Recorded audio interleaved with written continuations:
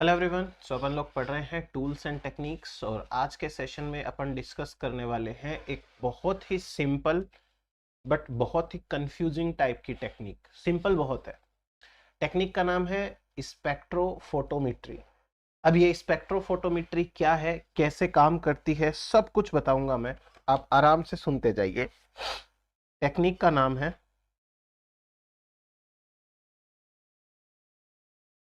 Spectrophotometry.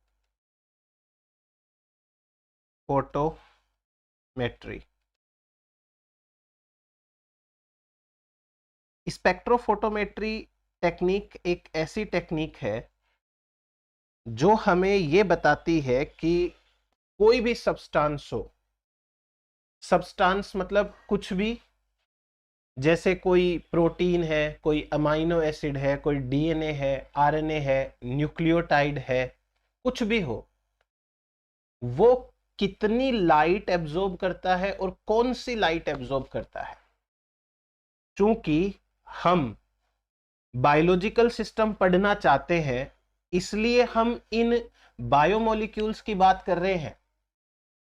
आप चाहो तो आप मिट्टी का सैंपल लेके मिट्टी के लिए भी ये चीज पढ़ सकते हो, बट उसका कोई फायदा नहीं है ना। अपने को उससे क्या लेना। हमें तो लिविंग ऑर्गेनिज्म पढ़ना है, हमें तो सेल के बारे में पढ़ना है, बायोमोलिक्यूल्स के बारे में पढ़ना है। इसलिए हम बायोमोलिक्यूल्स के बारे में ये पढ़ेंगे कि कौन सा बायोमोलिक्यूल कौन सी लाइट एब्जॉर्ब करता है और कितनी लाइट एब्जॉर्ब करता है। जैसे सपोज करो इंसुलिन प्रोटीन है, एक प्रोटीन है इंसुलिन प्रोटीन, ठीक है। अब इंसुलिन प्रोटीन एक विशेष रेंज में विशेष प्रकार की लाइट और वो भी एक विशेष अमाउंट में ही एब्जॉर्ब करेगा। चाहे आप इसे कहीं पर भी चेक करो, चाहे इंडिया में चेक करो, चाहे अमेरिका में चेक करो, चाहे सुबह चेक करो, रात को चेक करो, उससे कोई फर्क नहीं पड़ेगा। तो इसका मतलब यह हुआ कि इंसुलिन जो है वो एक प्रकार की लाइट को एब्जॉर्ब करता है। अब मान लो हमें कोई अननोन सैंपल मिला और अननोन सैंपल को जब हमने इस स्पेक्ट्रोफोटोमेट्री के थ्रू चेक किया तो पता चला कि ये सैंपल उतनी ही लाइट को एब्जॉर्ब कर रहा है जितनी इंसुलिन करता है। तो 100% उस सैंपल में इंसुलिन है। पता चल गया। यही चीज करते हैं यहां पे। DNA, RNA, single standard DNA, double standard DNA, single standard RNA, double standard RNA, कौन सा प्रोटीन, 20 अमाइनो एसिड, सबको हमने पहले अलग अलग चेक किया और उनकी जो स्टैंडर्ड एब्जॉर्प्शन आया उसको हमने लिख लिया, ठीक है। और अब जब हमें कोई अननोन सैंपल मिलता है तो हम उसको चेक करके उसका जो रिजल्ट आता है वो हमारे पास पहले से जो रिजल्ट पड़े उनसे मैच करते हैं, पता चल जाता है किसने क्या किया है। तो ये होता है फोटो स्पेक्ट्रोम स्पेक्ट्रोफोटोमेट्री बोल दो, स्पेक्ट्रोस्कोपी बोल दो, स्पेक्ट्रोफोटोस्कोपी बोल दो, मैं सब बताऊंगा क्या क्या डिफरेंसेस है, ये भी मैं क्लियर कर दूंगा। तो स्पेक्ट्रोफोटोमेट्री के बारे में अपन बेसिक बातें करेंगे। तो मैं आपको जनरल इंट्रोडक्शन के साथ में सारी चीज समझाता हूं। देखो, सबसे पहले एक साइंटिस्ट रहे हैं, इनका नाम है James Clerk Maxwell. James Clerk Maxwell. बात है 1864 की। अब इनका जो कंट्रीब्यूशन है वो समझिए। सबसे पहले इन्होंने ये बताया कि जो लाइट होती है सनलाइट, वो लाइट इलेक्ट्रिक लाइट भी है, मतलब इलेक्ट्रिक वेव भी है और मैग्नेटिक भी है। यानी कि उसके अंदर इलेक्ट्रिक और मैग्नेटिक दोनों प्रॉपर्टी होती है। ये बात सबसे पहले इन्होंने बताई। इन्होंने सबसे पहले लाइट की स्पीड बताई जो एकदम सही है। हम पढ़ते हैं ना 3 × 10⁸ मीटर पर सेकेंड, तो वो इन्होंने बता रखी है। चलिए मैं आपको सारी चीजें समझा देता हूं। इनका क्या कंट्रीब्यूशन है। सबसे पहले इन्होंने बताया कि light is made up of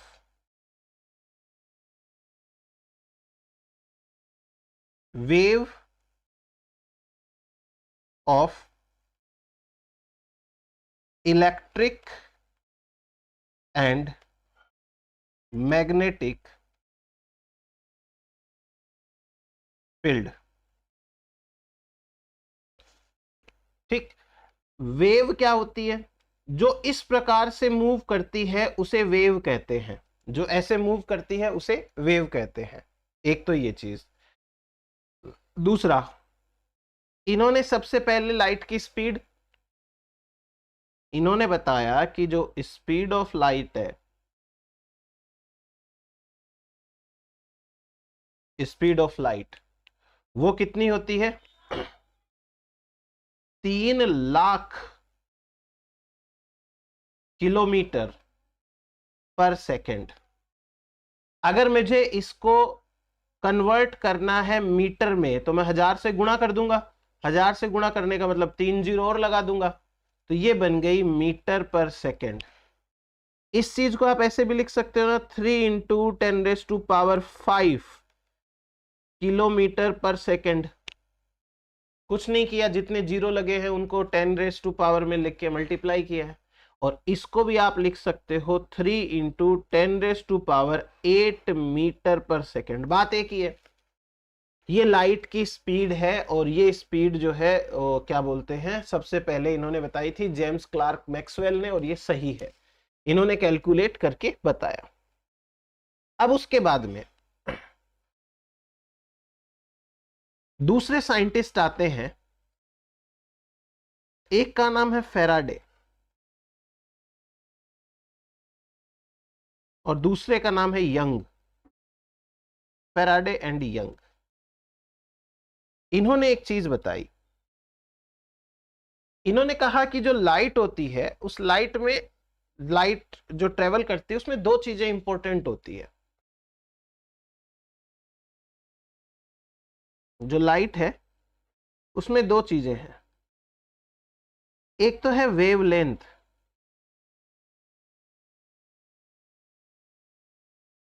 और एक है फ्रीक्वेंसी।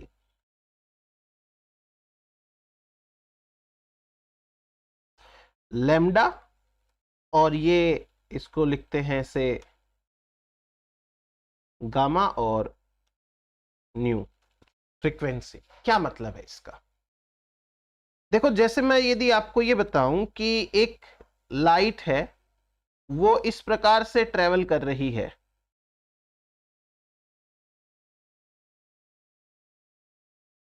ठीक ऐसे, तो लैम्डा का मतलब होता है कि ये जो दो पीक्स है उनके बीच में कितनी डिस्टेंस है, उसे बोलते हैं लैम्डा या वेवलेंथ। और दूसरी बात, फ्रीक्वेंसी का मतलब है कि एक सेकंड में कितनी ऐसी पीक्स बनती है। जैसे यहां 1 2 3 पीक मान लो बनती है एक सेकंड के अंदर, तो ये फ्रीक्वेंसी होती है। लैम्डा का मतलब होता है डिस्टेंस बिटवीन टू पीक्स। दो पीक्स के बीच की जो डिस्टेंस है उसे लैम्डा कहते हैं। अब ये कैसे नापेंगे? ये ली जाती है नैनोमीटर में, नैनोमीटर, एनएम। याद रखना, 1 नैनोमीटर बराबर होता है 10⁹ मीटर या 10 एंगस्ट्रॉम। एक ही बात है, आप बोल दो कि 10 एंगस्ट्रॉम है या 1 नैनोमीटर है या 10⁹ मीटर है, सेम चीजें हैं। तो ये तो हो गई बात वेवलेंथ की, कि वेवलेंथ क्या है। दूसरा, फ्रीक्वेंसी क्या है? तो जो फ्रीक्वेंसी है उसका मतलब है एक सेकंड में कितनी पीक्स बनती है, number of peaks, number of peaks in 1 second, इसको बोलते हैं अपन फ्रीक्वेंसी। ठीक है, अब फैराडे एंड यंग इन्होंने बताया कि जो फ्रीक्वेंसी है उसमें और जो वेवलेंथ है उसमें क्या रिलेशन है। आप सोचो कि जैसे ये मेरा पेन है, ये एक्सिस है, एक वेव ऐसे चलती है ऐसे। अगर वेव की डिस्टेंस ज्यादा है तो एक पीक यहां बनेगी और दूसरी पीक यहां, दो ही पीक बनी। दो पीक बनी तो फ्रीक्वेंसी दो है और डिस्टेंस है उसके अंदर ज्यादा है तो फ्रीक्वेंसी कम है। और यदि मान लो यही ऐसे बने तो कितनी सारी फ्रीक्वेंसी आ गई, मतलब कितनी सारी पीक्स आ गई, लेकिन उसके लिए डिस्टेंस कम करनी पड़ेगी। जैसे सपोज करो मैंने आपको बोला इस पॉइंट से लेके इस पॉइंट तक आपको वेव्स की पीक्स बनानी है।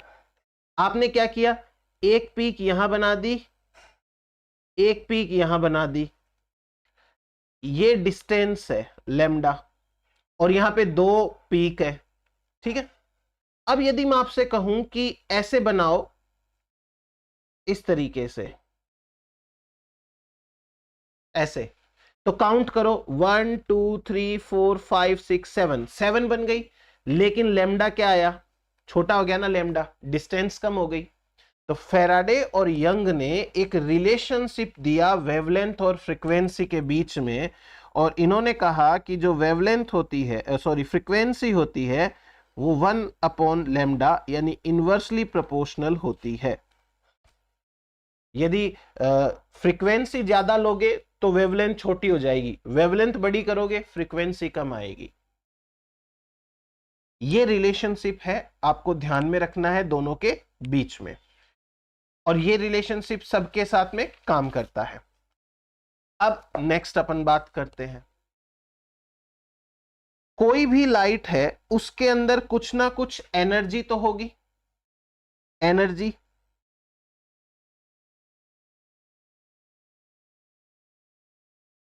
Of light. Energy of light है वो किस बात पे डिपेंड करती है, एनर्जी ऑफ लाइट डिपेंड करती है E equals to h mu. H है वो प्लांक कांस्टेंट है, या इसको लिख सकते हैं अपन H C divided by lambda. तो देखो यहां पे ये रिलेशनशिप क्या है, E का मतलब होगा यहां पे एनर्जी, एनर्जी, H जो है वो है Planck constant, Planck's constant.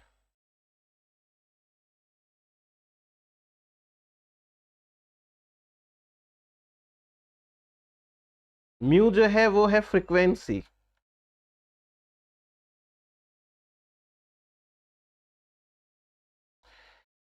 C जो है वो है स्पीड ऑफ लाइट,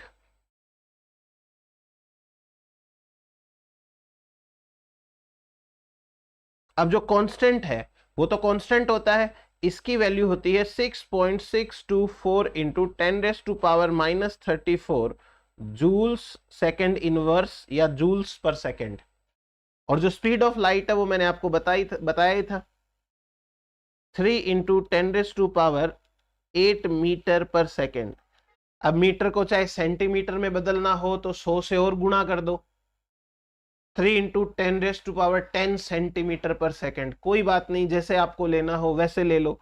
इसी चीज को आप ऐसे भी लिख सकते हो, 3 इंटू 10⁻10 सेंटीमीटर पर सेकेंड, एक ही बात है। किलोमीटर में लिखना है तो 10⁵ कर दो, ये लाइट की स्पीड हो गई। तो ऐसे एनर्जी का जो है वो अपने को पता करना है कि भाई एनर्जी का रिलेशन क्या है। क्लियर है ये चीज। अब आपको मैं कुछ सिंपल सिंपल चीजें समझाता हूं, एग्जाम में पूछी भी गई है, और यहां से जो रिलेशन है वो भी आपका निकल के आएगा। तो मैं आपको पहले कुछ बता देता हूं, देखो एक रूल है, इसे बोलते हैं फिक्स लॉ।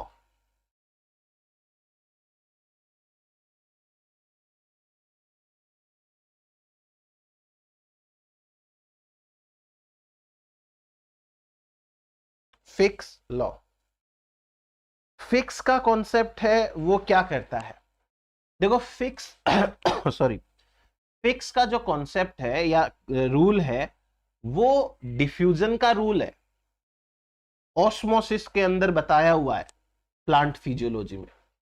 ये सिंपल सी बात कहता है कि कोई मॉलिक्यूल है, उसकी मूवमेंट हाई कॉन्सेंट्रेशन से लो कॉन्सेंट्रेशन की तरफ होती है। तो फिक्स का लॉ डिस्क्राइब क्या करता है? इट describes डिफ्यूजन, डिस्क्राइब करता है डिफ्यूजन। ये सिंपल सा बात करता है movement from high to low concentration, high to low concentration. मैं आपको शॉर्ट में बता रहा हूं, है ना, शॉर्ट में इसीलिए बता रहा हूं कि भाई आपको डिफ्यूजन का तो पता है। ये फिक्स का लॉ है। एक सवाल पूछा गया था जिसमें लैम्बर्ट का लॉ, आंसर तो उसका था कि लैम्बर्ट लॉ, बट 3 ऑप्शंस और भी थे, तो मैं आपको सारे ही बता देता हूं ताकि आपके काम आएंगे कल को, मान लो पूछे। फिर एक है स्नेल्स लॉ। ये क्या कहता है? स्नेल्स लॉ क्या कहता है? सपोज करो कि ये एयर है,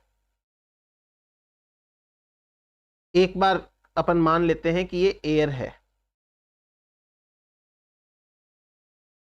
ये एयर है, ठीक है। और अब सपोज करो कि यहां पे कोई वाटर बॉडी है, ये वाटर है,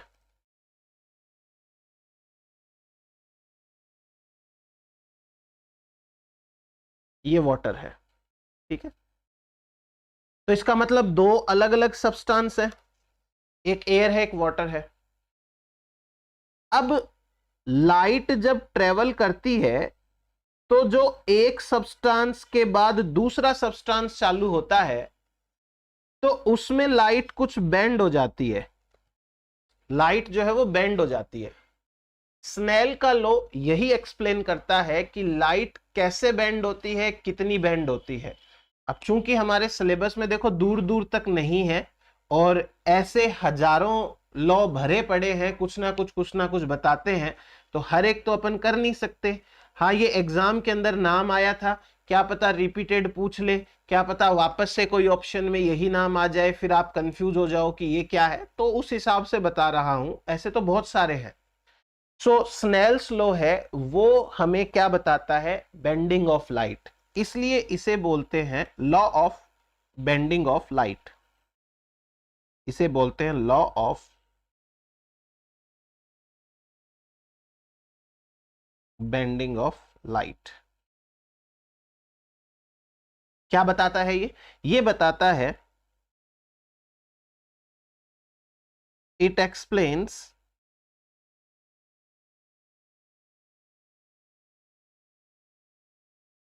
द रिफ्रैक्शन, रिफ्रैक्शन का मतलब होता है bending, it explains the refraction bending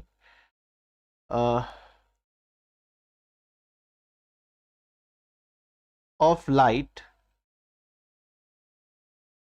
when it travels from one to another medium, another medium, ठीक है। तो एक मीडियम से दूसरे मीडियम में, अब ये जो दूसरा मीडियम है वो कुछ भी हो सकता है, पहला भी कुछ भी हो सकता है, ऐसी बात नहीं है कि हमेशा एयर लेना है। जैसे सपोज करो ये हो सकता है एयर है, या हो सकता है वाटर है, या हो सकता है कोई ग्लास है, कुछ भी हो सकता है। तो एक मीडियम से जब दूसरे मीडियम के अंदर, या कोई सॉल्यूशन भी हो सकता है, तो लाइट कितनी बेंड होती है, कैसे होती है, उसे बोलते हैं स्नेल्स लॉ। उसके बाद में एक और दे रखा था ऑप्शन, रमन्स लॉ, CV रमन। हालांकि ये आंसर नहीं था बट नाम था इनका भी, तो ये भी समझ लेते हैं रमन्स लॉ क्या कहता है। अगेन वेरी सिंपल है। रमन का कॉन्सेप्ट हमें ये एक्सप्लेन करता है कि जब लाइट ट्रेवल करती है और किसी भी चीज से टकराती है, किसी भी चीज का मतलब हो गया कि कोई पार्टिकल है, डस्ट पार्टिकल है, तो लाइट का कलर कैसे चेंज होता है, कलर कैसे शिफ्ट होता है। देखो ये सीधा सा कॉन्सेप्ट है वेवलेंथ का। हर तरीके की जो लाइट होती है उसका अपना कोई कलर होता है। हमको सिर्फ विजिबल लाइट के अंदर जो कलर्स हैं वो दिखते हैं, इसका मतलब ये नहीं है कि और कलर नहीं होते हैं। जैसे कि सॉरी, जो एक्स रे है, गामा रेज है, उनका भी कलर होता है, बट उनमें इतनी ज्यादा एनर्जी होती है कि हमें वो दिखाई नहीं देंगे। विजिबल लाइट है वो भी मिक्सचर ऑफ 7 लाइट होती है, बट अगर उनको सेपरेट किया जाए तो वो भी दिखाई देती हैं। सो जब जैसे मान लो मेरा हाथ ये लाइट है, इसमें कोई एनर्जी है, जब ये लाइट इससे टकराएगी तो इसकी एनर्जी कम होगी, एनर्जी कम होगी तो ये दूसरी वेवलेंथ की बन जाएगी, और दूसरी वेवलेंथ का कलर दूसरा होता है। पहले इसका कलर दूसरा था जब ये सोर्स से निकल रही थी, टकराएगी, कुछ एनर्जी कम होगी, वेवलेंथ बढ़ेगी, लैम्डा बढ़ जाएगी, तो कलर चेंज हो जाएगा। ये मैंने आपको फोटोसिंथेसिस के अंदर बता रखा है। सो रमन का जो कॉन्सेप्ट है ये है the law of colour shifting, colour shifting, colour shifting का लॉ है। ये हमको बताता है कि how light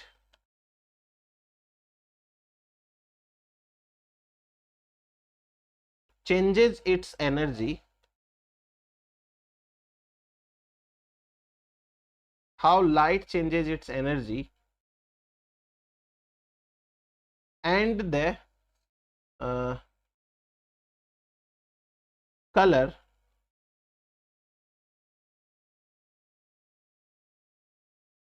when it hits any molecule।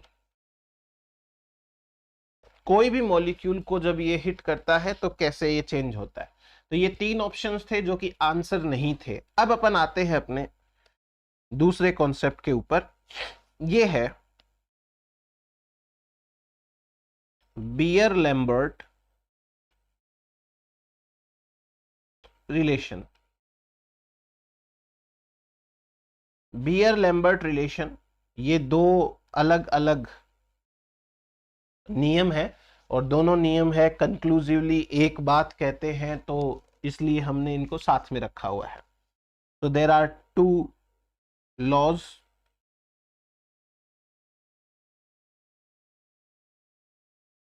पहला लैम्बर्ट का नियम ले लेते हैं अपन। मैं आपको ना एकदम पहले सरल भाषा में समझा दूंगा, फिर उसके बाद में अपन किताब वाली लैंग्वेज है वो लिख लेंगे। और दूसरा है बियर्स लॉ। बियर लॉ, देखो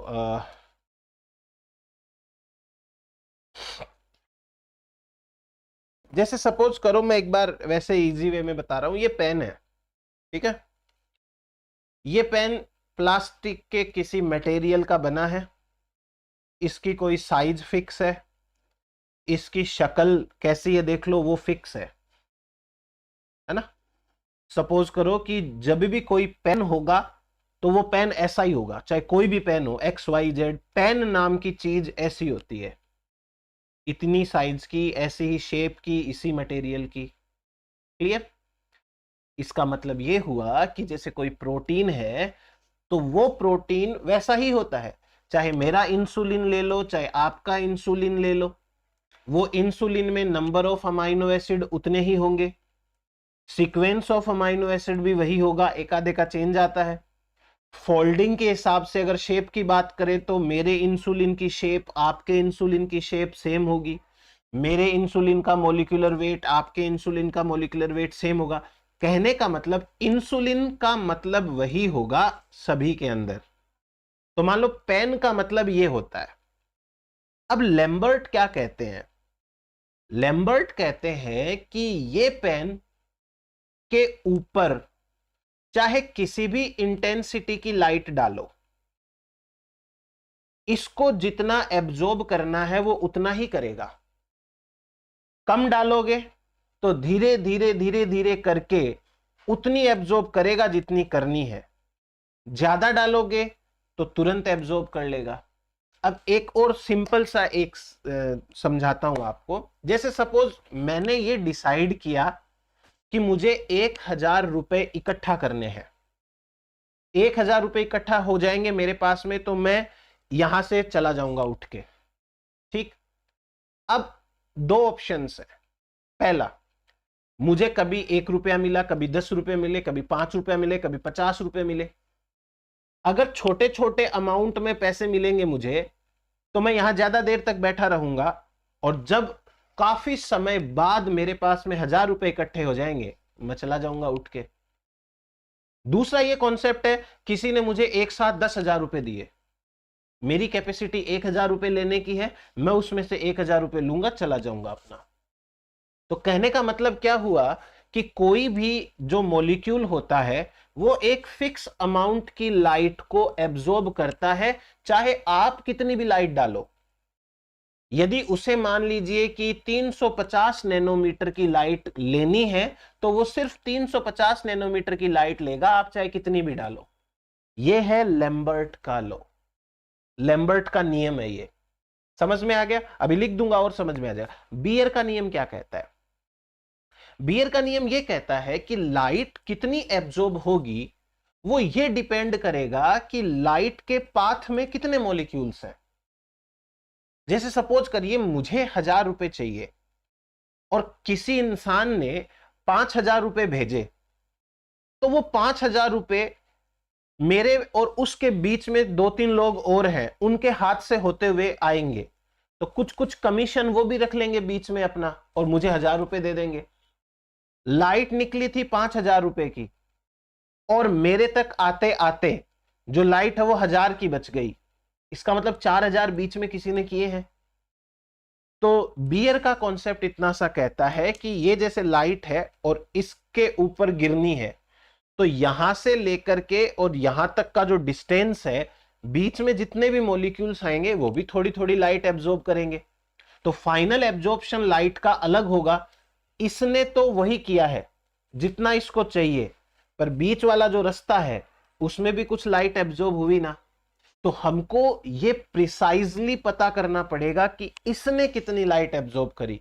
ऐसे तो गड़बड़ हो जाएगा। ऐसे तो सोचो आपने इतना मोटा कांच रख दिया इसके बीच में, तो इतना मोटा कांच है वो तो ज्यादा लाइट एब्जॉर्ब करेगा, इसके पास तो उतनी पहुंचेगी, बट हमारा फाइनल कैलकुलेशन तो चेंज हो जाएगा ना, और हवा से होते हुए आएगी तो कम लाइट एब्जॉर्ब होगी टोटल, ये तो उतनी करेगा। बीयर का लॉ है। अब मैं थोड़ा आपको लिख के बताता हूं लैम्बर्ट का लॉ क्या कहता है। देखो, लैम्बर्ट का लॉ कहता है कि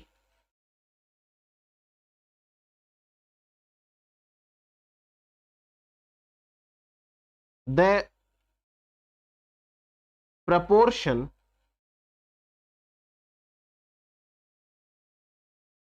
of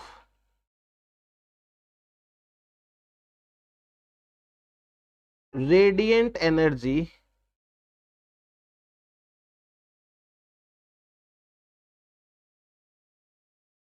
absorbed by a substance is independent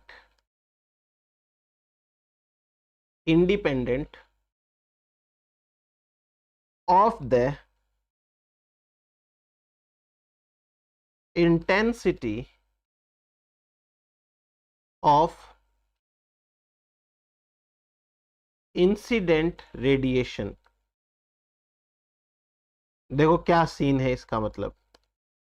incident radiation का मतलब है गिरने वाली रेडिएशन, गिरने वाली रेडिएशन, उसकी इंटेंसिटी से कोई फर्क नहीं पड़ता कि एक मॉलिक्यूल है वो कितनी लाइट एब्जॉर्ब करेगा या कितनी एनर्जी एब्जॉर्ब करेगा।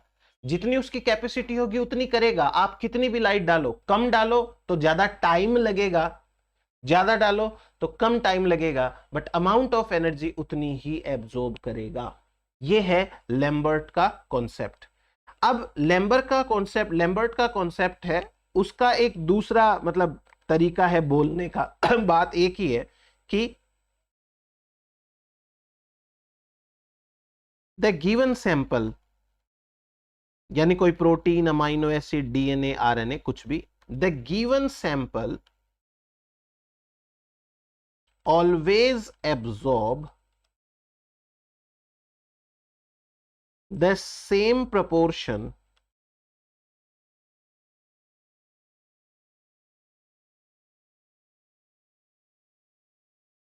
of the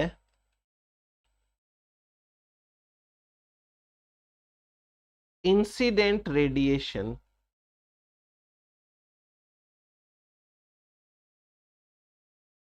regardless the intensity, regardless the intensity, कितनी भी इंटेंसिटी हो वो हमेशा वही प्रपोर्शन है एब्जॉर्ब करेगा, ऑलवेज उतना ही प्रपोर्शन एब्जॉर्ब करेगा। ये है हमारे पास में लैम्बर्ट का कॉन्सेप्ट। अब आ जाते हैं बियर के लॉ के ऊपर। बियर का लॉ ये कहता है कि जो एब्जॉर्बेंस होती है वो इस बात पे डिपेंड करेगी कि लाइट के पाथ में कितने मॉलिक्यूल्स आए। जैसे सपोज करिए कि ये है हमारा एक सैंपल। अब सोचना आप, ये सैंपल है, मैंने कांच की टेस्ट ट्यूब ली है, तो कांच की एक दीवार बीच में है, ये तो हो गया सैंपल। हमको तो इसका पता करना है कि ये सैंपल कितनी लाइट एब्जॉर्ब करता है। उसके बाद में ये ग्लास लेयर हो गई, ये भी मैटर करेगी भाई, बीच में आ तो रही है। मान लो कि ये लाइट का सोर्स है, ये है लाइट सोर्स, और एक बार सपोज करो कि बीच में यहां पे ये डस्ट पार्टिकल्स भी हैं। हालांकि हम जो इस्तेमाल करेंगे फोटोमीट्री, स्पेक्ट्रोफोटोमीट्री, उसके अंदर डस्ट वस्ट नहीं होती है, वो खराब थोड़ी करनी है अपने को मशीन, बट चलो एक बार समझाने के लिए बता रहा हूं, ये डस्ट पार्टिकल्स है। तो अब बियर का लॉ कहता है कि जो लाइट है वो लाइट कोई सैंपल कितना एब्जॉर्ब करेगा या कोई भी गिवन बायोमोलिक्यूल कितना एब्जॉर्ब करेगा, वो डिपेंड करता है कि रास्ते में क्या क्या आ रहा है। बस ये हो गया हमारा बियर का लॉ। तो बियर का लॉ कहता है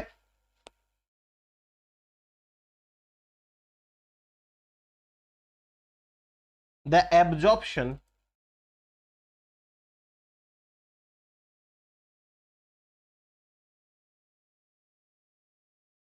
of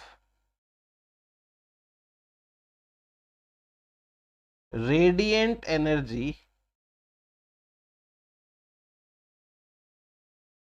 is proportional to the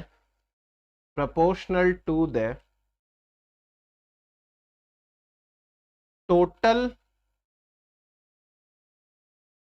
number of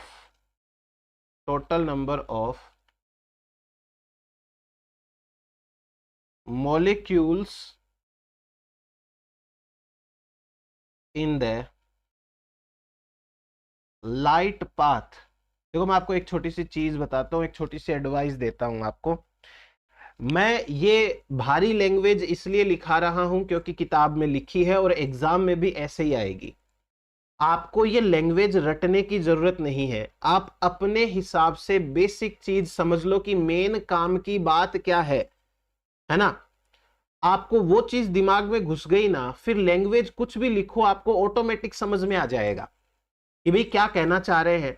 तो उस हिसाब से आप चाहे लैंग्वेज में उतना मत उलझना, एक बार काम की चीज समझ में आ जाए उसके बाद आप इसको छोड़ सकते हो, आराम से आपको सारी चीजें समझ में आ जाएगी। तो ये तो हो गई बियर का लॉ। अब बियर का लॉ सिंपली क्या बात एक्सप्लेन करता है, ये कहता है कि क्या रिलेशन है between concentration of absorbing substance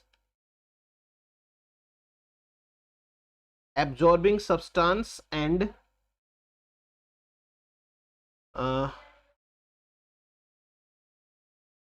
measured value of absorbed radiation.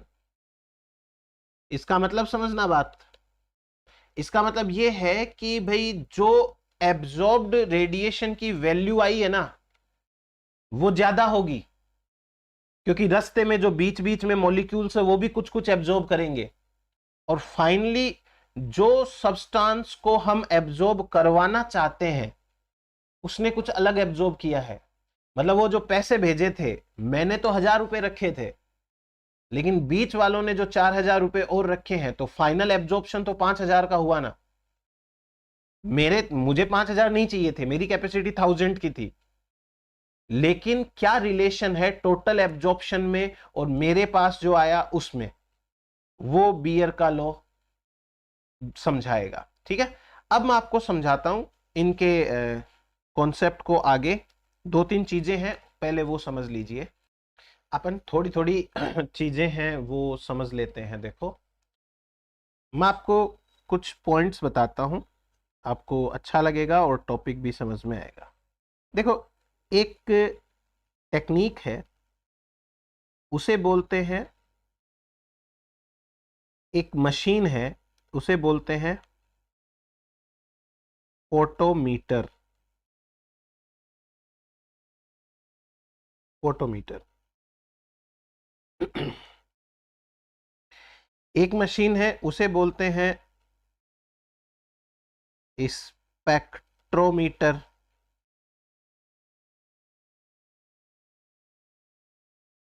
एक मशीन है जिसको बोलते हैं फोटो स्पेक्ट्रो या स्पेक्ट्रोफोटोमीटर। चलो, ये तो दोनों का मिक्सचर है। Spectro photometer,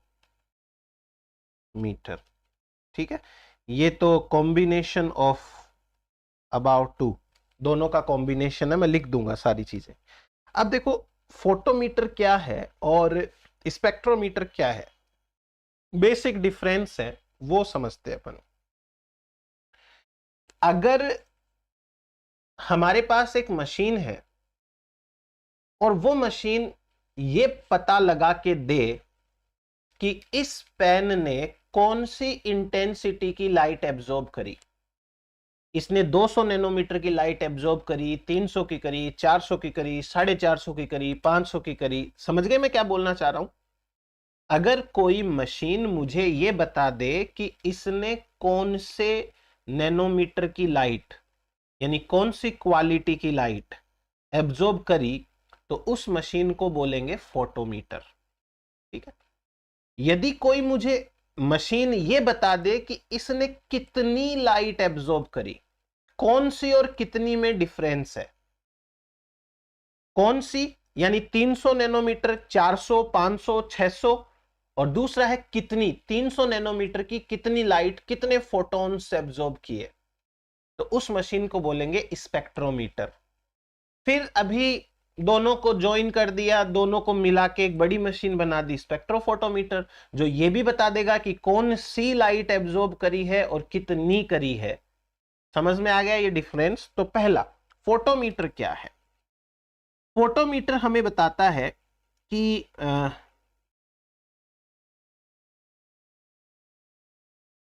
measures the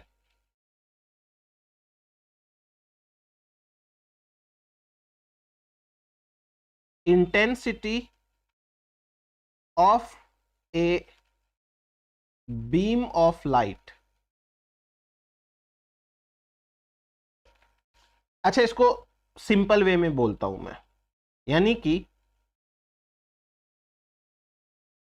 which type of light, यानी let's say 200 nanometre, 300 nanometre and so on, which type of light is absorbed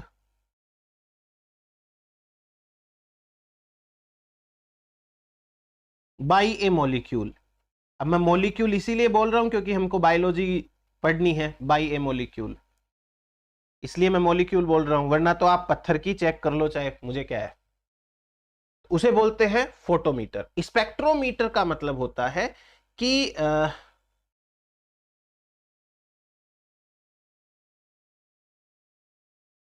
amount of light of A wavelength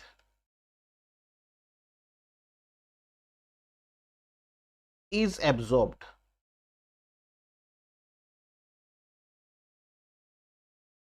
by a molecule। ठीक है, और अब दोनों को mix कर दो, तो ये है कॉम्बिनेशन ऑफ अबाउट टू। ऊपर जो दो लिखे हैं उन दोनों का कॉम्बिनेशन है ये। देन नेक्स्ट देखो, स्पेक्ट्रोफोटोमीटर या स्पेक्ट्रोफोटोस्कोपी। अच्छा, मैं स्कोपी और मीटर में भी डिफरेंस बता देता हूं। देखो, ये आपको वैसे ही समझाने के लिए है। एक तो है स्कोपी, जैसे स्पेक्ट्रोस्कोपी। एक है मीटर, स्पेक्ट्रोमीटर, स्पेक्ट्रोफोटोस्कोपी, स्पेक्ट्रोफोटोमीटर। स्कोपी का मतलब होता है theoretical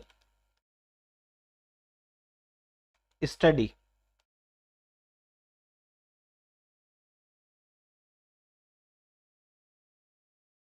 theoretical study of absorption of light. जब अपन थ्योरेटिकल पढ़ते हैं ना, जैसे अभी अपन थ्योरेटिकली पढ़ रहे हैं, सारा कोई प्रैक्टिकल कर चुका है और उस प्रैक्टिकल का रिजल्ट वगैरह हम बस पढ़ रहे हैं, उसे बोलते हैं स्कोपी। और मीटर का मतलब होता है practical study.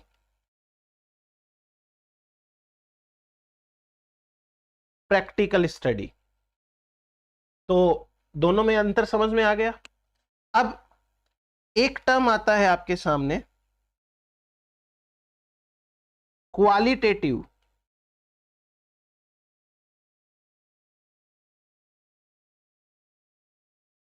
Spectroscopy.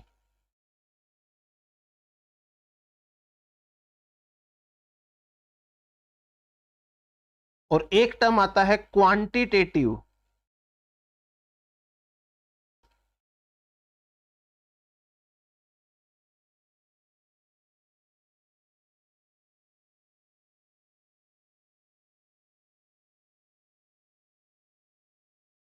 Qualitative spectroscopy और क्वांटिटेटिव स्पेक्ट्रोस्कोपी दोनों में अंतर क्या है? क्वालिटेटिव मतलब किसी चीज की क्वालिटी बताती है, क्वांटिटेटिव किसी चीज की क्वांटिटी बताती है। कौन सी लाइट क्वालिटेटिव, कितनी लाइट क्वांटिटेटिव। तो क्वालिटेटिव का मतलब ये हो गया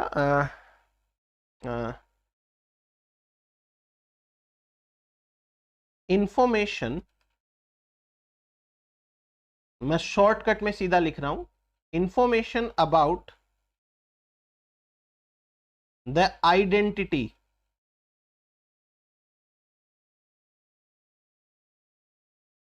ऑफ एब्जॉर्ब्ड लाइट। जो लाइट एब्जॉर्ब हुई है उसकी क्या आइडेंटिटी है, कौन सी लाइट है, ब्लू लाइट है, रेड लाइट है, ग्रीन लाइट है, या नैनोमीटर के हिसाब से बोल दो। और क्वांटिटेटिव का मतलब होता है अमाउंट ऑफ या इंफॉर्मेशन अबाउट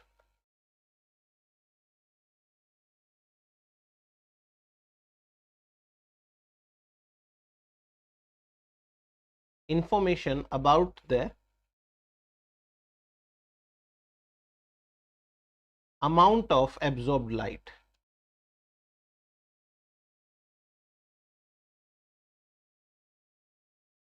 तो उसे हम बोलते हैं क्वांटिटेटिव।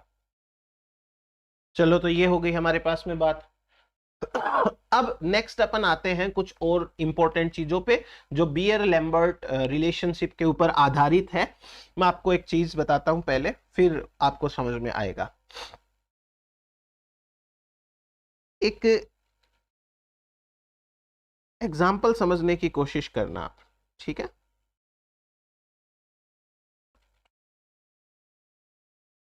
मान लो कि ये है एक लाइट सोर्स। एक बार आपको मैं समझाने के लिए सिंपल एक टॉर्च जैसा कुछ है मेरे पास में। ये है लाइट सोर्स। अब उसके बाद में इस लाइट सोर्स से लाइट निकलती है।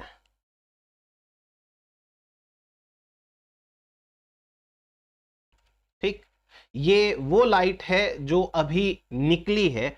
इसे बोलते हैं I0, यानी इनिशियली कितनी लाइट निकली, तो वो I0 हो गई। दूसरा देखो,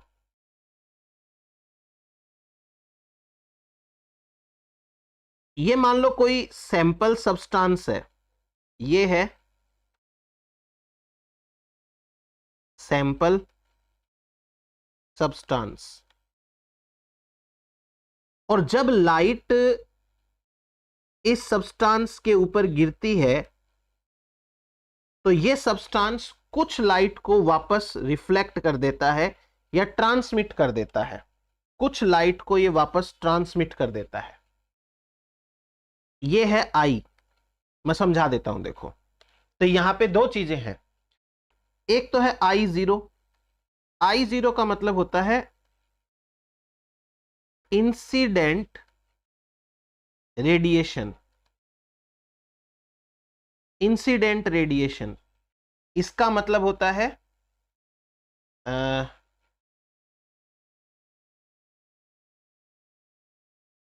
amount and type of light from source.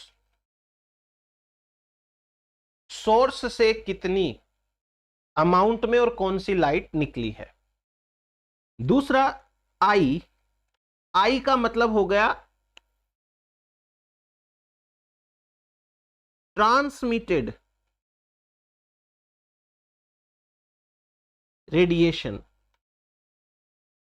Transmitted radiation का मतलब हो गया कि amount and type of light not absorbed bye sample, यानी कि कितना अमाउंट और कौन सी टाइप की लाइट एब्जॉर्ब नहीं करी गई, जो फेंक दी गई या वापस रिफ्लेक्ट कर दी गई। Amount and type of light not absorbed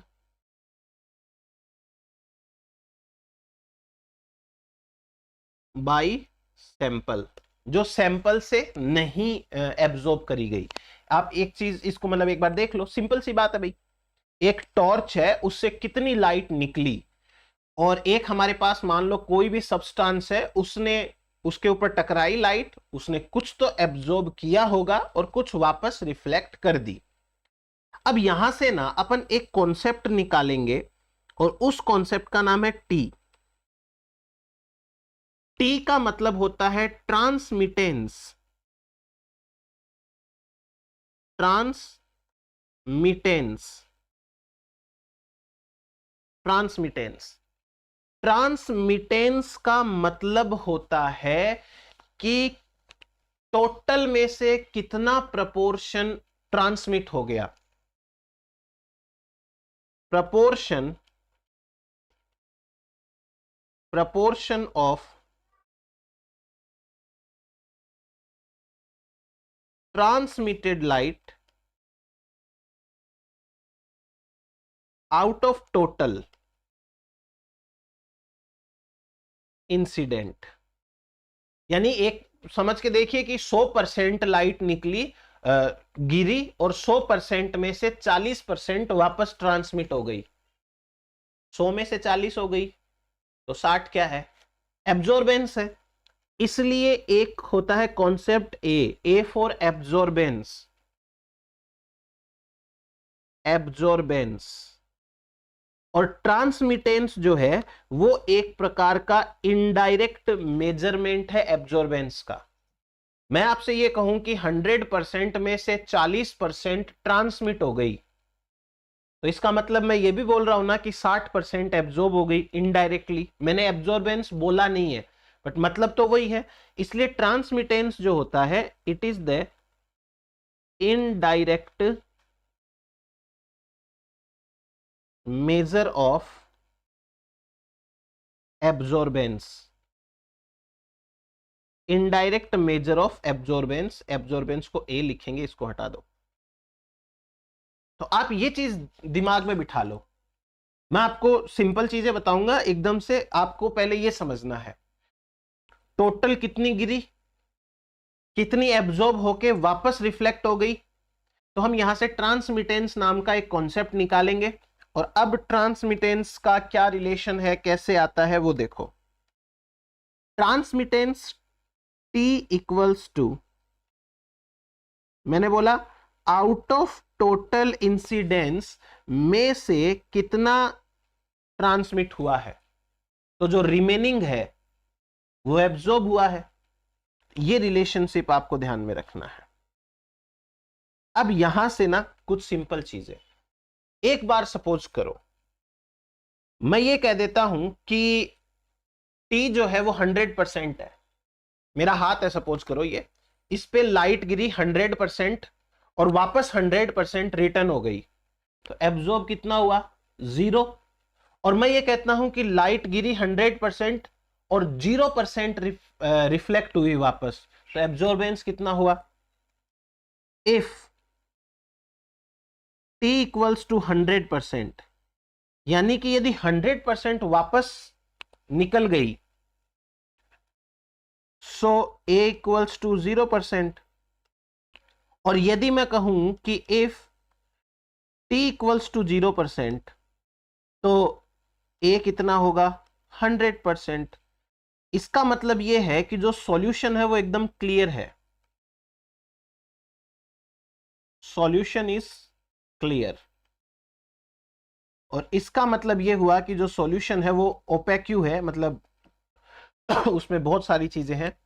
हालांकि मैं आपको एक चीज की गारंटी देता हूं, कभी भी 100% टी नहीं आएगा।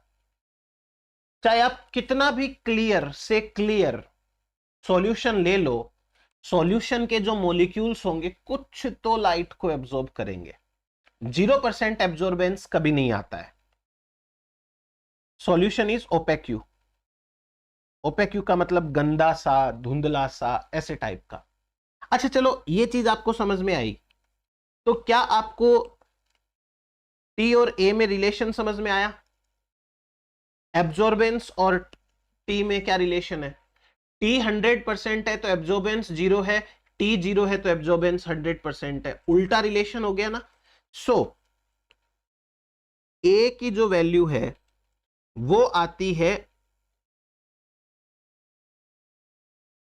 log 1/t। आप इसको ऐसे भी लिख सकते हो, a equals to log 1/t को लिखोगे तो I0 आई आ जाएगा। आप चाहो तो इसको ये भी लिख सकते हो log -10 t। उल्टा रिलेशन है 1/t का। सिंपल बोलूं तो t is inversely proportional to a। तो एग्जाम के अंदर ऐसा पूछा जाता है कि absorbance is negative logarithm of transmittance.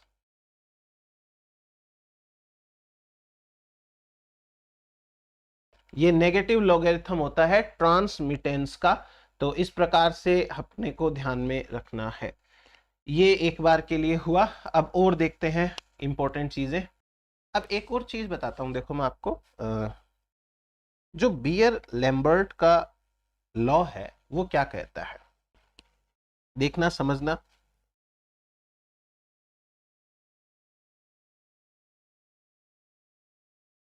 Beer Lambert law ये कहता है कि किसी भी सब्सटेंस की, किसी भी सॉल्यूशन की कॉन्सेंट्रेशन जितनी ज्यादा होगी वो उतना ही ज्यादा लाइट एब्जॉर्ब करेगा। ठीक है, तो इन्होंने क्या किया, अपना एक ग्राफ दे दिया जो बिल्कुल सही है, कोई दिक्कत नहीं है। एक तरफ कॉन्सेंट्रेशन लेते हैं अपन,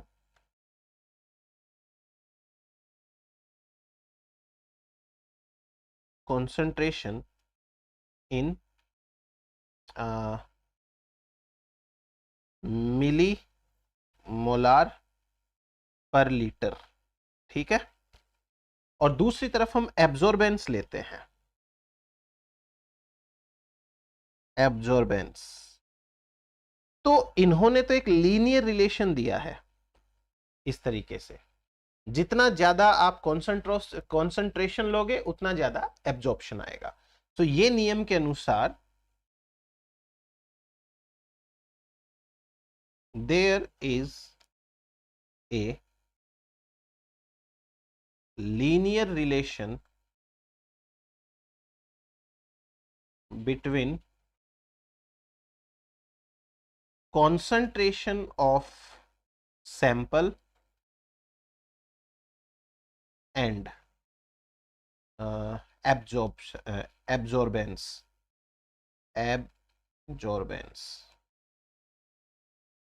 ठीक है,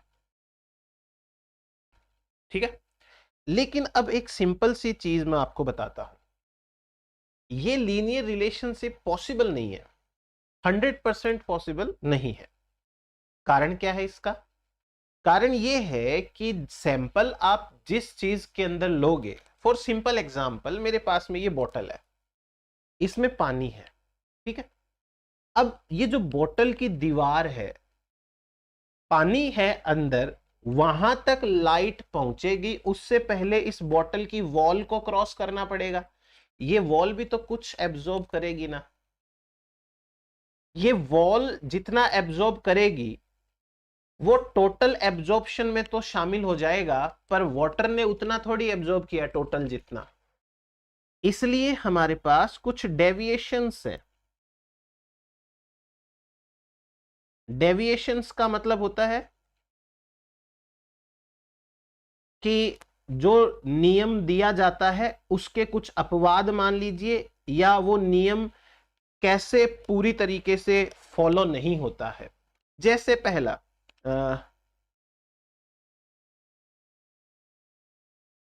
पहली बात, some amount of light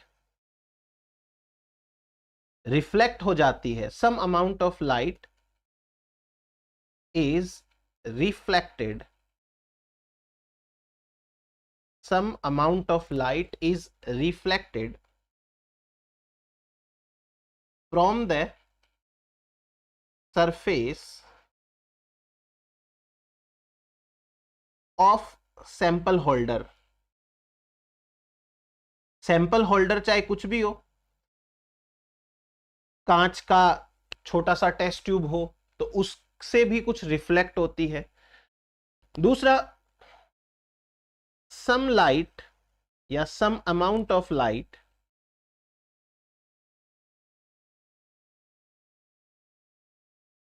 is absorbed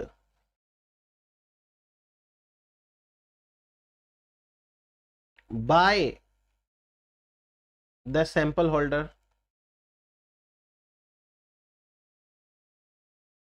कुछ जो है वो एब्जॉर्ब भी हो जाती है सैंपल होल्डर के द्वारा, ठीक है। उसके बाद में तीसरा, जब हम कोई सैंपल बनाते हैं, सैंपल एक सॉल्यूशन है, उसमें जो हमारे काम का सॉल्यूट है उसको सॉल्वेंट में मिक्स करते हैं। जैसे हम चाहते हैं कि अमाइनो एसिड की एब्जॉर्प्शन पता करनी है तो अमाइनो एसिड को डिसॉल्व करेंगे, कई बार डाइल्यूशन हो जाता है, डाइल्यूशन के कारण कॉन्सेंट्रेशन चेंज हो जाती है, कभी कभी ऐसा होता है। सैंपल में also dissolve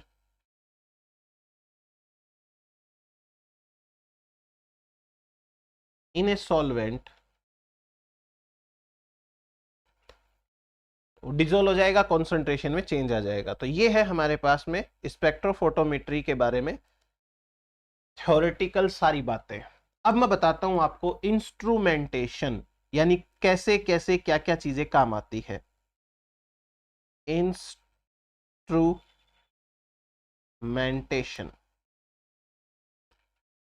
इंस्ट्रूमेंटेशन में जो मशीन है हमारी, उस मशीन के अंदर ही क्या क्या चीजें हैं तो वो चीजें मैं आपको समझा देता हूं। देखो, सबसे पहले एक लाइट का सोर्स चाहिए।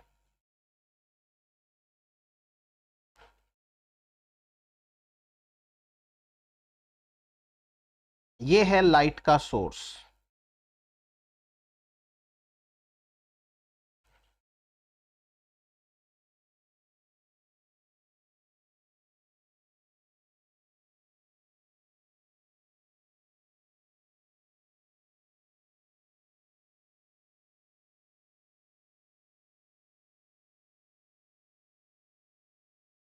ये लाइट सोर्स है या रेडिएशन सोर्स है।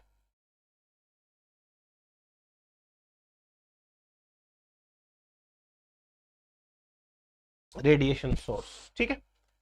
इसमें से लाइट निकलेगी और इस लाइट को आगे भेजा जाएगा। ये सारी चीजें एक में ही पैक होती है। मैं एक बार बना दूं सारा, फिर बता दूंगा। फिर उसके बाद में एक प्रिज्म का इस्तेमाल किया जाता है। प्रिज्म से क्या होती है, एक पर्टिकुलर लाइट है मोनोक्रोमेटिक, वो निकलती है। ये एक प्रिज्म है, इसे बोलते हैं मोनोक्रोमेटिंग डिवाइस।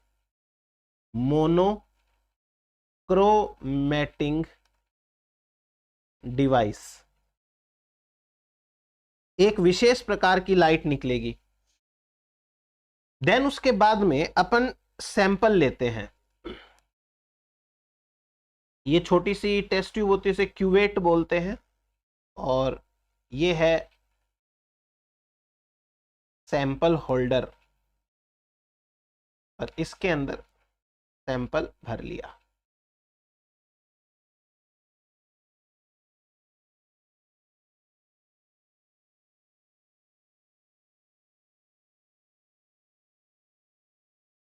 Sample holder.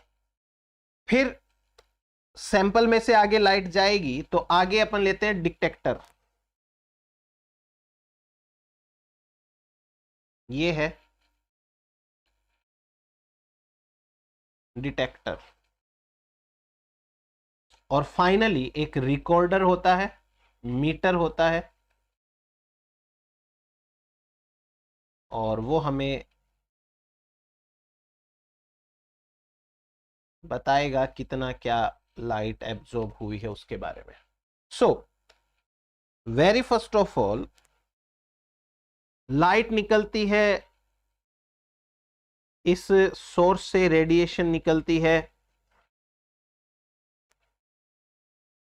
और एक प्रकार की लाइट है वो यहां पे जाती है। अब ये प्रिज्म क्या करता है प्रिज्म क्या करता है, उस लाइट को अलग अलग उसके पार्ट्स में तोड़ देता है। जैसे विजिबल लाइट है, उसमें 7 प्रकार की लाइट होती है, VIB, GYOR, विबग्योर, आपको पता है। प्रिज्म में से जब गुजारेंगे तो वो इंद्रधनुष बन जाएगा और 7 लाइट अलग अलग डायरेक्शन में निकलेगी।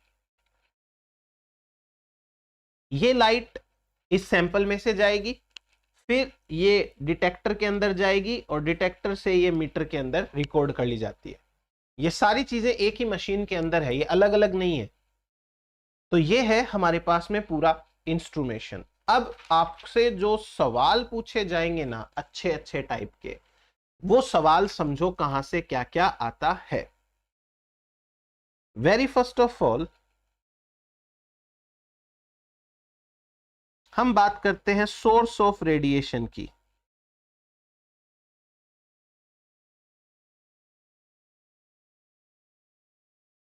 रेडिएशन सोर्स क्या है, क्या लेना है रेडिएशन सोर्स में? तो जैसे सबसे पहले अपन ले सकते हैं टंगस्टन लैंप। टंगस्टन लैंप ये ली जाती है। टंगस्टन लैंप है, ये ली जाती है for visible light. Visible light.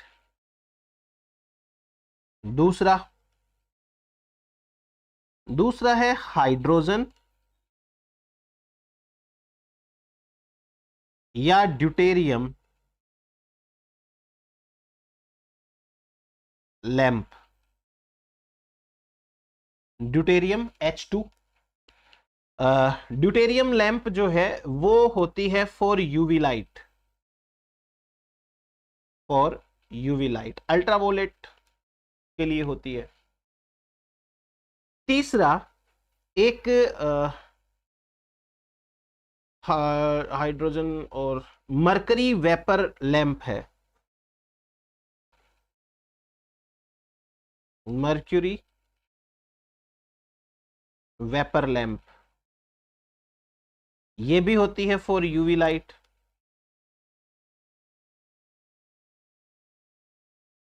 UV light. Then next एक है black body radiator.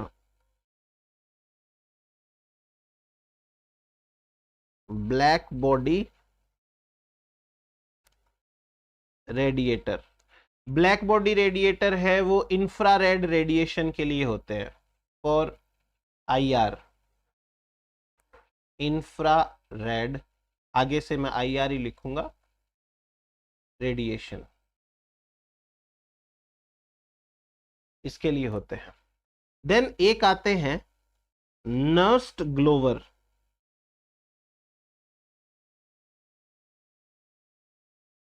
Nernst glower, जो नर्स्ट ग्लोवर है ये किसके बने होते हैं? Consist of a hollow rod. एक होलो रोड होती है of oxides of zirconium, oxides of zirconium, yttrium and thorium.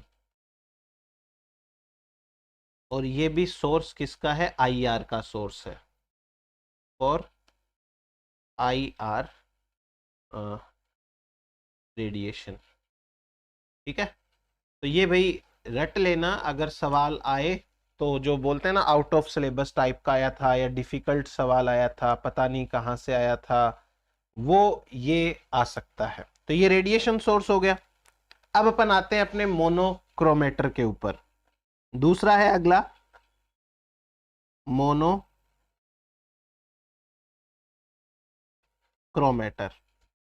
Monochromator को कभी कभी ऑप्टिकल सिस्टम भी बोल देते हैं। Optical system. अब मोनोक्रोमेटर के अंदर अपन प्रिज्म का इस्तेमाल करते हैं। कौन सा प्रिज्म है, कैसे इस्तेमाल होगा, उसके बारे में बताते हैं अपन। देखो, मोनोक्रोमेटर क्या करता है, एक लाइट को उसके जो पार्ट्स होते हैं उसमें डिवाइड कर देता है। जिस जिस लाइट से वो मिलके बनी होती है उनको सबको अलग कर देता है, फिर एक प्रकार की लाइट उससे निकलती है। जो हमको यूज करनी होती है वो अपन यूज कर सकते हैं, उससे अलग अलग निकलेगी। जैसे सपोज करो कि ये विजिबल लाइट है, ये है विजिबल लाइट और ये प्रिज्म है P4 प्रिज्म। तो यहां से VIBGYOR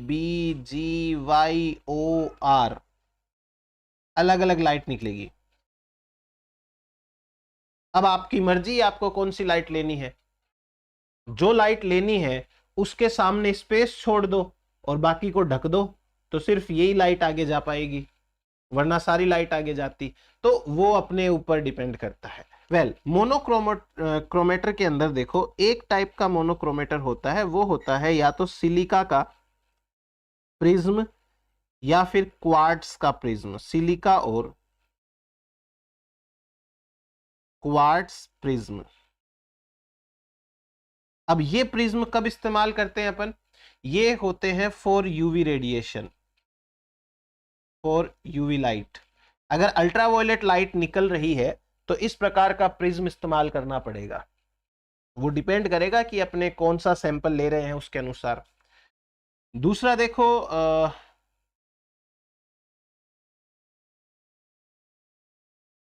अगर ग्लास का प्रिज्म लेते हैं अपन, सिंपल ग्लास प्रिज्म, तो ग्लास प्रिज्म होता है फॉर विजिबल लाइट। तो जैसे टंगस्टन है वो आ गया अपने पास में लाइट का सोर्स, तो आगे ग्लास का प्रिज्म लगेगा। फिर एक है रॉक सॉल्ट प्रिज्म, काला नमक होता है रॉक सॉल्ट, सेंधा नमक सॉरी, प्रिज्म। तो उसका प्रिज्म लेते हैं for infrared light, for IR spectroscopy. तो ये है हमारे पास में मोनोक्रोमेटर्स के अंदर ऑप्शन। देन आ जाओ तीसरे पार्ट के ऊपर, डिटेक्टर।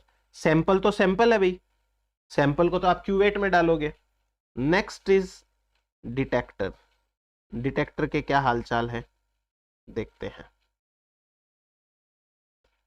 डिटेक्टर के अंदर दो तरीके के डिटेक्टर्स होते हैं।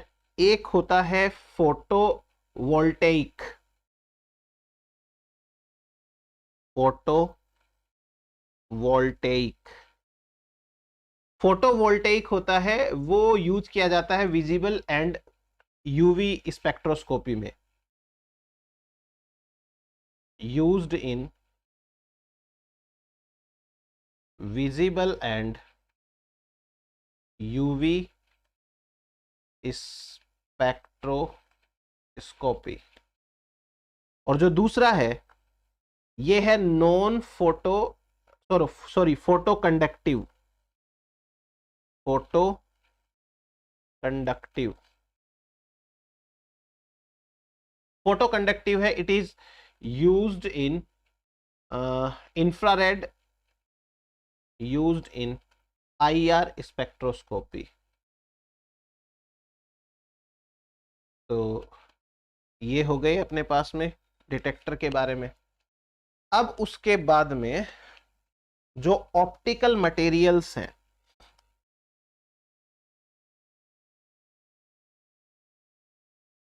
Optical material. ऑप्टिकल मटेरियल का मतलब होता है सैंपल होल्डर, सैंपल होल्डर। वो क्या होते हैं, ये सैंपल होल्डर्स हैं, वो ट्यूब्स होती हैं और क्यूवेट्स होती हैं। क्यूवेट्स का मतलब होता है छोटे छोटे प्लास्टिक के ऐसे या ग्लास के इस तरीके के छोटी छोटी ट्यूब्स जैसी होती है, उनको बोलते हैं क्यूवेट। तो ये ऑप्टिकल मटेरियल है, उसके अंदर आएगा आपका। इतनी बात हो गई। अब मैं आपको एक स्पेक्ट्रो, जो सबसे सिंपल टाइप का फोटोमीटर होता है, उसके बारे में बताता हूं। ये है कोलोरीमीटर।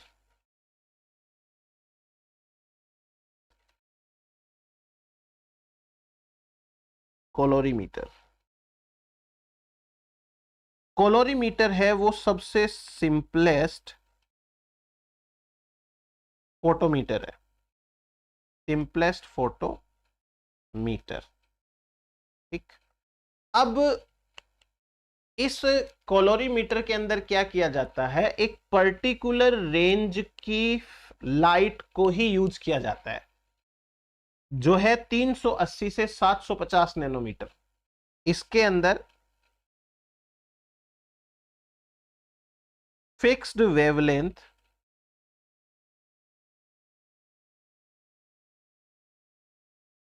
इन विजिबल लाइट रेंज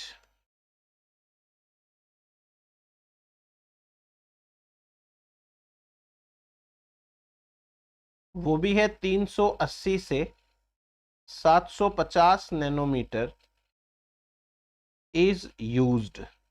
ये इतनी ही लेनी है, ऊपर नीचे नहीं। सो इट अलाउज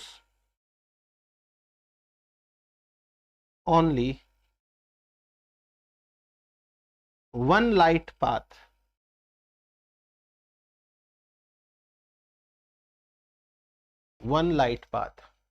तो ये हमारे पास में है रिगार्डिंग कॉलोरीमीटर।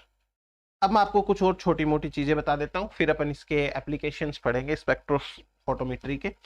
एक कॉन्सेप्ट है, इसे बोलते हैं जॉब इफेक्ट।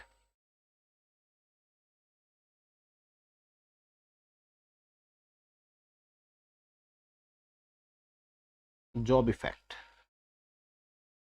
इफेक्ट क्या कहता है,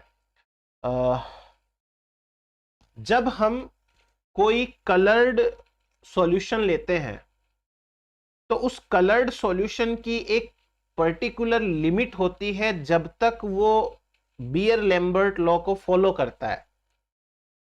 लेकिन कोई बहुत ज्यादा डार्क कलर का ले लिया अपन ने तो वो बियर लैम्बर्ट लॉ को फॉलो नहीं करेगा, और जब बियर लैम्बर्ट लॉ फॉलो नहीं होता है उसे कहते हैं जॉब इफेक्ट। सपोज करो कि ब्लू कलर है कोई, या सिंपल ऐसे समझो कि आपने वो लीफ है, उस लीफ को क्रश किया और उसको छान के ग्रीन कलर का आपने सॉल्यूशन बना लिया। उस ग्रीन कलर के सॉल्यूशन में क्लोरोफिल ए, क्लोरोफिल बी, वो सब बीटा कैरोटीन वगैरह सब है।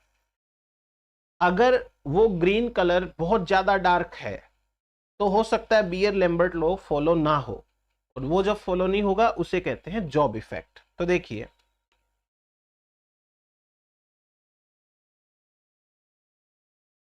Observations taken beyond color recent limit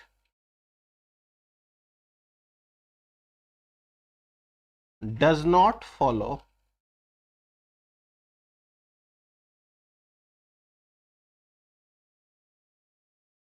Beer-Lambert relation. इसे बोलते हैं जॉब इफेक्ट। एक और मैं आपको बताता हूं। देखो, एक गैल्वेनोमीटर होता है, गैल्वेनोमीटर। जब आपको स्पेक्ट्रोफोटोमेट्री का जो रिजल्ट है भरोसेमंद रिजल्ट चाहिए, उसमें एक्यूरेसी चाहिए, तो इसका इस्तेमाल किया जाता है। It is used as final step of spectrophotometry for accuracy, और एक्यूरेसी के लिए ये इस्तेमाल किया जाता है। चलो अब मैं बताता हूं एप्लीकेशंस ऑफ स्पेक्ट्रोफोटोमेट्री।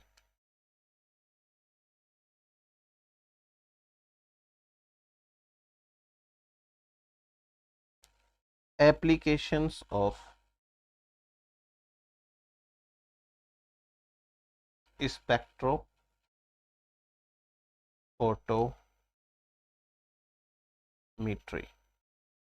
स्पेक्ट्रोफोटोमेट्री के क्या क्या एप्लीकेशंस हैं, एक सिंपल चीज समझिए।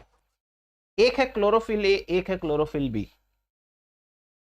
जब इन दोनों को लाइट दी जाती है, और आप सबसे पहले क्लोरोफिल ए और बी का फॉर्मूला देखो, छोटा सा डिफरेंस रहता है। एक के पास में एक जगह पर CH3 ग्रुप है और दूसरे के पास उसी जगह पर CHO ग्रुप है, बस इतना सा डिफरेंस, बाकी सब सेम है। यानी एक के पास में मिथाइल ग्रुप है, एक के पास एल्डिहाइड ग्रुप है, और कोई डिफरेंस नहीं है। तो जाहिर सी बात है, जब इतना सा डिफरेंस है तो दोनों लगभग सेम रेंज में लाइट एब्जॉर्ब करेंगे। अब जैसे सपोज ये पेन है, इस पेन की जो आगे की टिप है शायद आपको दिख भी नहीं रही होगी, इतनी सी निकली हुई है टिप, वो ब्लैक कलर की है। अगर मैं एक सेम टू सेम पेन लूं जिसमें आगे की जो टिप है वो रेड कलर की है, बाकी सारा सेम है, तो इन दोनों में कितना डिफरेंस आया?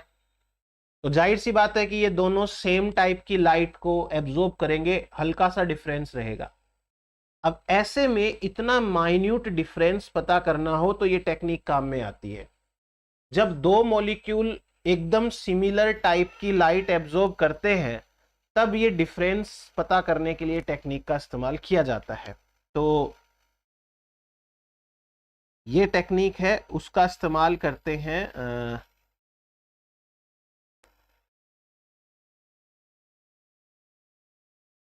Make qualitative and quantitative analysis.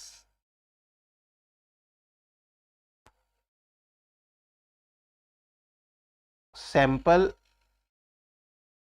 may be checked in pure and mixture state, यानी सॉल्यूशन स्टेट में और प्योर स्टेट में चेक किया जा सकता है। फिर उसके बाद में जो सब्सटेंसेस है,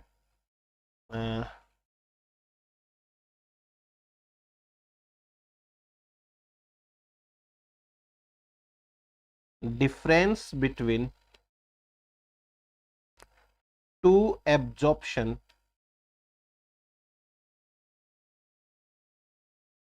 spectra of very closely related molecules जैसे chlorophyll A and B can be checked। ठीक, तो मेन तो बस यही है। तो ये है हमारे पास में स्पेक्ट्रोफोटोमेट्री के बारे में सारी की सारी बातें। अच्छे से पढ़िए, आराम से एग्जाम में सॉल्व हो जाएगा क्वेश्चन। थैंक यू भाई।